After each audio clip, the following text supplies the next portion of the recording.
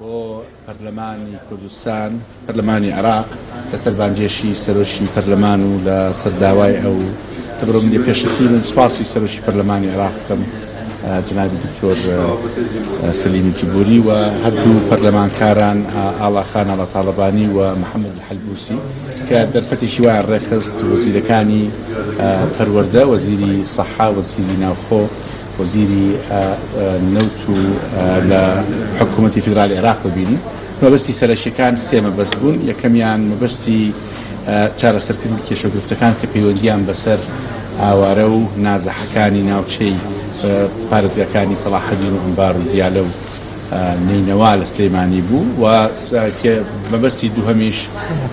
منفەزی سێرانبەن و کێلەیە کە دوو منفەزی سەرەکین لە پارێزگای سلەیمانی و ئاسانکاریکردن بۆ ناساندنیان بە دوو مەعبەری لە سەرەتاوەکو مەعبەر و لە پاشان وەکو منفەزی دەولی من لە نامەی سەرۆکی وەزیرانی حکوومەتی هەرێمی کوردستانیشم پێ بۆ سەرۆکی ئەنجومەنی وەزیرانی عێراقی و سێهەمی مەبەستیش ڕاستێکەی کە کێشە و چارەسەرکردنی کێشەی سوتەمەنیە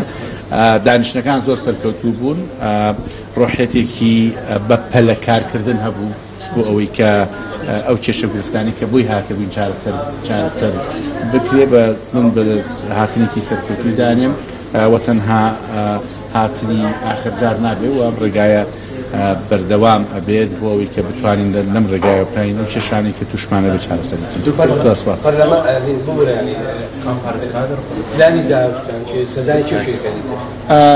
پلانی داهاتوومان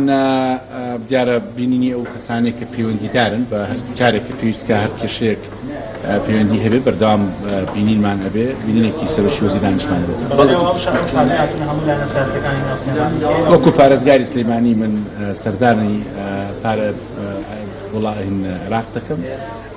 و چاوم بەو هەموو لایەنە پەیوەندیدار کردووە وەکو نوێنەری هەموو خەڵکی سلەیمانی. بەڵێ دکتۆر بەڵێنەکان کە پێتان دراوەیان ئەو لایەنەی کە چاوەتان پێ چ وەزیری پەروەردە چ تەندروستی چ سەرۆکی پەرلەمان چی بەڵێنەکان تا ئێستا ممثلیە نەبووە لە سلەیمانی بۆ وەزارەتی پەروەردەش و بۆ وەزارەتی سەحا ئەبێت پەیوەندیکی ڕاستەوخۆ بۆ گەیاندنی هاوکاری و یارمەتیەکان لەمە دوا دروستە بێ ئێمە ژمارەی خوێندکارانی لە سنووری پارێزگای سلەیمانی 41,950 خوێندکارن ئەمانە ئێستا بە تایبەتی لە ناوچەی ڕانی و چوارقڕنا بۆ ناوچەی دوکان و پیرەمەگرون مەکتەبیان هێشتا دەست پێ نەکردووە بەڵێنی زوو دروستکردنی چەند مەکتەبێک بە کابینە درا و پەیداکردنی پێداویستی ڕۆژانەی خوێندکاران خۆتان نەزانن ڕەحلی مەکتەب و قورتاسیەوە تا دوایی ئەمانە هەمووی بەڵێنیان پێدان و بەڵێنی ئێوەشمان وەرگرتووە کە شاندێکی هەردوو وەزارەتی تەربیە وەزارەتی پەروەردە وەزارەتی تەندروستی سەردانی پارێزگای سلەیمانیەکەن لەسەر ئاستی بەڕێوەری گشتی محافەزەکانی کە ئاوارەیان لەلا هەیە بۆ ئەوەی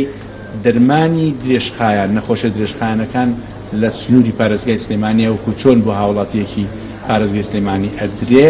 بەوانش بدرێت. دکتۆر ئەگەر ئەبوونی ئەو ژمارە زۆرەی ئاوارە چ کاریگەرێکی لەسەر ئابووری سلەیمانی کردووە و بارودۆخی ئاسایشی سلەیمانیش بارودۆخی ئاسایشی سلەیمانی سەقامگیرە تو ئاستەخوا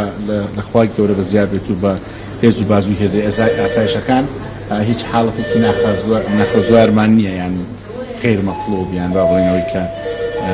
شتی خراپی لێ بکەوێتەوە کاریگەری اقتصادی دیارە هەیەی بەڵام ئەمە باز لەوەش کراوە کە وردە ئەو شوێنانەی کە ئەمینن ڕێو شوێنی خوانیان بگرێتە بەر بۆ گەڕانەوەیان بۆ نمونە ئێستا گەڕانەوەی هاوڵاتیان لە سنووری پارێزگای سەلاحەدین هەیە کە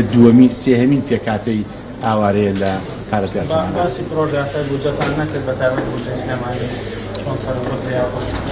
ئەوە ئەگەڕێتەوە بۆ هەواڵان لە نوێنەرانی